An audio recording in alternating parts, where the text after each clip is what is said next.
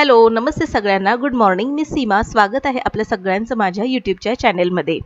आता वाजलेले आहेत जवळपास 9:15 होत आलेले आहेत. माझी अंघोळ वगैरे झाली, केस वगैरे झटकते आणि आता इथे ना मी घरातली आवराआवर करायची आहे मला. तर त्याआधी स्वतःला थोडंसं ठीकठाक करून घेते.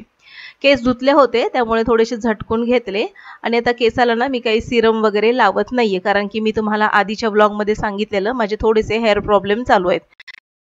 तर इथे मी स्वतःला आवरून घेतलेलं आहे. थोडेसे केस धुतल्यानंतर कमजोर झालेले केस जे गळालेले आहेत ते अशा पद्धतीने काढून घेते. थोडासा लिप बाम लावते आणि आरशामध्ये स्वतःला पाहिलं की छान असं फ्रेश वाटतं आणि काम करायला देखील उत्साह येतो. तर सकाळचं थोडासा वेळ ना स्वतःला द्यायचा, म्हणजे दिवसभर आपला उत्साह टिकून राहतो. तर आता आजच्या व्लॉगमध्ये आपण घरातील पसारा कमी करण्यासाठी काही उपयुक्त टिप्स पाहणार आहोत. तर आजच्या ब्लॉगमध्ये घरातील पसारा कमी करण्यासाठी काही सोप्या टिप्स किंवा युक्त्या वापरल्या जाऊ शकतात. वस्तूंची योग्य जागा निश्चित करणे, नको असलेल्या वस्तू दान करणे किंवा विकणे आणि त्यासाठी दररोज थोडासा वेळ साफसफाईसाठी देणे. तर हे सगळ्यात महत्त्वाचं गुपित आहे आणि जे सगळ्या गृहिणींना माहिती आहे. यामुळे पसारा कमी करता येऊ शकतो. तर मी काय केलं, आधी मी माझं सगळं आवरलं आणि मग आता इथे झाडलोट करून घेते. तर घर झाडत असताना घरातील कोपरा सगळ्या वस्तू ज्या तुम्ही हलवू शकता अशा पद्धतीने उचलून व्यवस्थित पाठीमागचा सगळा कचरा आपण काढून व्यवस्थित सगळं घर झाडून स्वच्छ करू शकतो. यामुळे पायाला धूळ वगैरे लागत नाही.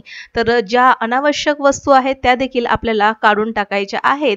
ज्या वस्तू गरजेच्याच नाहीत त्या घरामध्ये ठेवून उगाचच पसारा कशाला करायचा, आणि म्हणूनच या वस्तू आपण काढून टाकायच्या. तर सगळ्यात महत्त्वाचं पहिला टास्क म्हणजे घराला व्यवस्थित झाडलोट करून स्वच्छ करून घेणं. ज्या अनावश्यक वस्तू आहेत त्या काढून टाकणं, कोपऱ्यातील धूळ काढून घेणं आणि हातासरशी जिथे आपल्याला असं वाटतंय की आज या वस्तूची डस्टिंग केली पाहिजे तर ती वस्तू लगेचच हातासरशी साफ करून घेणं. आता पावसाळा सुरू झालाय त्यामुळे काही वस्तूंची काळजी घेणं खूप गरजेची आहे. जसं की कांदे, सोबतच बटाटे, लसूण हे ना मोकळ्या जागी असणं गरजेचं आहे. आणि त्यामुळे जर कांदे, बटाटे, लसूण यासाठी जर अशी ट्रॉली असेल ना तर तुमचं काम सोपंच झालं म्हणून समजा. हवेशीर या वस्तू ठेवल्या ना तर या वस्तूंना बुरशी वगैरे चढत नाही किंवा याचा कोंदट वास देखील घरभर पसरत नाही. तर आता इथे मी कांदे घेतले होते तर ते कांदे या ट्रॉलीमध्ये भरून घेते. जे कांदे अस्वच्छ आहेत किंवा कुजल्यासारखे वाटतात तर ते कांदे लगेचच मी साईडला काढून टाकते आणि हा जो पेपर होता ट्रॉलीमध्ये ठेवलेला तर तो देखील मी आता बदलणार आहे. आता इथे कांदे भरत असताना या ट्रॉलीमध्ये जे ठेवलेले पेपर होते तर ते देखील मी आता चेंज करून घेणार आहे. कांद्याला मस्तपैकी खेळती हवा लागते आणि कांदे छान असे बरेच महिने असे टिकून राहतात. सोबतच कांदे साठवत असताना कांद्याची जी टरफले निघालेली असतात ना ती देखील वरची आपण काढून घ्यायची आहेत. आता हे सगळे पेपर मी बदललेले आहेत आणि आता दुसरे पेपर इथे मी लावून घेते आणि त्यामध्ये आता हे कांदे व्यवस्थित स्टोअर करते. कांदे स्टोअर करत असताना प्रत्येक कांदा हाताने चेक करून बघायचा आणि जर एखादा कांदा आपल्याला थोडासा हाताने दबला असा वाटत असेल तर तो कांदा साईडला काढून ठेवायचा, कारण की असेच कांदे कुजतात नंतर. तर आता हे सगळे कांदे मी भरून घेते. कांदे भरत असताना कुजलेले कांदे आणि कांद्याचा कचरा लगेचच डस्टबिन बॅगमध्ये टाकून घेतलेला आहे आणि आता जो काही खाली कचरा पसरलेला आहे तो लगेचच एका सुपामध्ये भरून तो कचरा देखील डस्टबिन बॅगमध्ये ठेवून देते. म्हणजे काय होईल, सगळाच पसारा घरातला आवरल्यासारखा होईल आणि कांदे देखील व्यवस्थित हाताने चेक केल्यामुळे आता मला टेन्शन नाही. किती दिवसही कांदे सहजपणे आता टिकू शकतात. अशा पद्धतीने कांदे जर साठवले तर कांदे खराब होण्याचं टेन्शन नाही. उन्हाळा, पावसाळा, हिवाळा अशाच पद्धतीने मी कांदे साठवून ठेवत असते. आता सगळ्यात महत्त्वाचं, आपण जेव्हा सामान भरतो त्या सामान भरून हे जे मोठ्या गोण्या असतात ते आपण एका साईडला लावलेलं असतात. तर त्यामुळे देखील घरामध्ये पसारा दिसतो. म्हणून मी काय केलं, ही जी गव्हाची गोणी होती ती आतल्या रूममध्ये शिफ्ट करून त्यामध्ये आता मी गहू भरून ठेवणार आहे. सोबतच ही तांदळाची लहानशी बॅग होती तिला देखील मी आता डब्यामध्ये भरून ठेवणार आहे. त्यामुळे काय होईल, वस्तू जिथल्या तिथे त्याच्या जागेवर जातील आणि घरातील पसारा कमी दिसेल. आता किचनमध्ये भरपूर प्रमाणामध्ये ओला कचरा हा निघतच असतो. हा कचरा आपल्याला सेपरेट करायचा आहे, म्हणजे ओला कचरा आणि सुका कचरा असं याचं वर्गीकरण करायचं आहे. ओला कचरा वेगळा केल्यामुळे माशा, चिलटं अजिबात घरामध्ये येत नाही आणि ओल्या कचऱ्याची दुर्गंधी देखील कमी प्रमाणामध्ये निघते. वेळच्या वेळी हा ओला कचरा आणि सुका कचरा आता सगळ्यात जास्त पसारा हा जास्तीत जास्त किचनमध्येच दिसतो आणि म्हणून स्वयंपाक झाला किंवा नाश्ता वगैरे बनवून झाला की लगेचच आपण किचनचा ओटा आवरून घेतला पाहिजे. किचनचा ओटा एकदा व्यवस्थित आवरून घेतला की किचन नीटनेटकं साफसुथरं दिसतं आणि त्यामुळे पुन्हा एकदा आपल्याला काम करायला उत्साह येतो.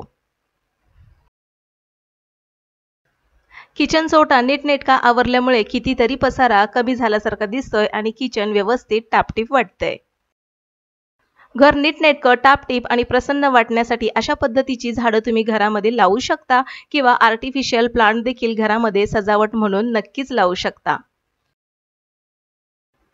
आता पावसाळा सुरू आहे आणि कपडे काही व्यवस्थित सुकत नाहीत. त्यामुळे मी काय करते, रशीवरचे जे कपडे आहेत ते घरामध्ये व्यवस्थित पसरवून ठेवते पंख्याच्या हवेखाली आणि छान असे कपडे सुकले की लगेचच त्या कपड्यांच्या घड्या घालून ठेवते. त्याच्यामुळे घरामध्ये एक्स्ट्राचा पसारा अजिबात दिसत नाही. कपडे देखील जिथल्या तिथे व्यवस्थित जागेवरती जातात आणि सगळ्यात महत्त्वाचं, कपड्यांना जो एक दमट असा वास येत असतो तो देखील पंख्याच्या हवेखाली सुकवल्यामुळे पूर्णपणे तो निघून जातो. तर आता ह्या सगळ्या कपड्यांच्या मी घड्या घालते आणि व्यवस्थित त्यांना जागच्या जागी ठेवून देते.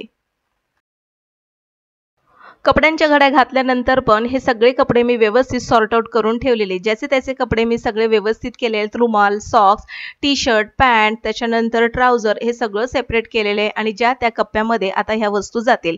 म्हणजे कसं, आयत्या वेळेला ज्या त्या वस्तू ज्यांना ज्या हव्या आहेत त्या पटकन भेटतील.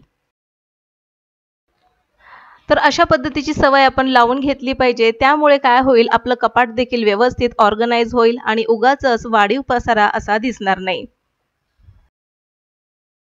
आता हे सगळे कपडे ठेवत असताना बऱ्याच दिवसापासून माझ्या डोक्यामध्ये प्रश्न होता की बरेचसे कपडे काढायचे आहेत, त्यामुळे कपाटामध्ये देखील जागा होईल. आणि म्हणून मी काय केलं, बऱ्यापैकी कपाट व्यवस्थित सेट केल्यानंतर इतके कपडे जे आहेत, जे थोडेसे शॉर्ट होत आहेत किंवा मग जे घालण्यातच येत नाहीत, तर असे कपडे मी साईडला काढून ठेवलेले आहेत आणि आता हे कपडे मी लगेचच देऊन टाकणार आहे. अशा पद्धतीचा घरामध्ये जर कपड्यांनी पसारा जर होत असेल तर तो लगेचच काढला पाहिजे, दान केला पाहिजे किंवा गरजू लोकांना ते आपण देऊन टाकलं पाहिजे. तर आता इतके कपडे मी काढलेले आहेत. लहान मुलांचे माझे काही ड्रेस आहेत तर ते सगळे काढले मी आणि आता ते एका बॅगमध्ये अशा पद्धतीने भरून ते मी देऊन टाकणार आहे. यामुळे काय होईल, घरात पसारा होणार नाही आणि गरजू लोकांची गरज देखील भागली जाईल. घर नीटनेटकं आवरण्यासाठी आणि घरातील पसारा कमी करण्यासाठी ह्या काही छोट्या-मोठ्या टिप्स मी तुमच्याशी शेअर केलेल्या आहेत. तर आजच्या टिप्स जर तुम्हाला 1% जरी आवडल्या असतील ना, तर नक्कीच लाईक करा आणि हो, सबस्क्राईब करून बेल आयकॉन प्रेस करा. तर चला, आजच्या व्लॉगमध्ये इतकंच. भेटू पुन्हा. तोपर्यंत बाय बाय.